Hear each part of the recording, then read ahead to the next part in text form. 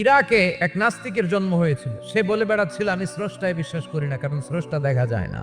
ইরাকের লোকেরা বলল আমাদের একজন ইমাম আছে যাকে আমরা ইমাম আল আযম আবু হানিফা বলে চিনি। সবাই বলল তুমি যে স্রষ্টারে খুঁজে পাও না, আমাদের ইমাম তোমারে স্রষ্টা দেখায় দিবে। সে বলল ঠিক আছে, তাহলে তোমাদের ইমামরা আসতে বলো, জুমার নামাজের পরে আমিও আসবো, তোমার ইমামও আসবে, ডিবেট হবে, দেখি কে জিতে যায়। এই ডিবেট দেখার জন্য হাজার হাজার মানুষ এসেছে ইরাকের কুফা নগরীতে। ওই নাস্তিকও এসেছে যে আল্লাহকে বিশ্বাস করে না, সবাই এসেছে। আসে না শুধু ইমাম আবু হানিফা, উনি এসেছেন 1.5-2 ঘন্টা দেরি করে। নাস্তিক বলে আপনার সাথে কোনো কথা নাই, আপনার তো সময়ের জ্ঞানই নাই। ইমাম আবু হানিফা বললেন আইন্দি ওযর, আমার ওযর আছে। কি ওযর? তিনি বললেন আমি যখন ঘর থেকে বেরোই আমার বাড়ির সামনে বিশাল এক নদী পড়ে যায়, আর এই নদী পেরোতে আমার নৌকা ব্যবহার করতে হয়। আজকে এসে দেখি নৌকাও নাই, মাঝিও নাই, কিচ্ছু নাই, কিভাবে পার হবো? হঠাৎ দেখলাম নদীর পাশে বিশাল বড় গাছ, গাছটা হঠাৎ এমনি এমনি 2 টুকরা হয়ে গেল। গাছ থেকে বিশাল কাঠের তক্তা বের হয়ে গেল, তক্তাগুলো অটোমেটিক্যালি জোড়া লেগে নৌকা হয়ে গেল। এই নৌকা মাঝি ছাড়া সা করে আমার সামনে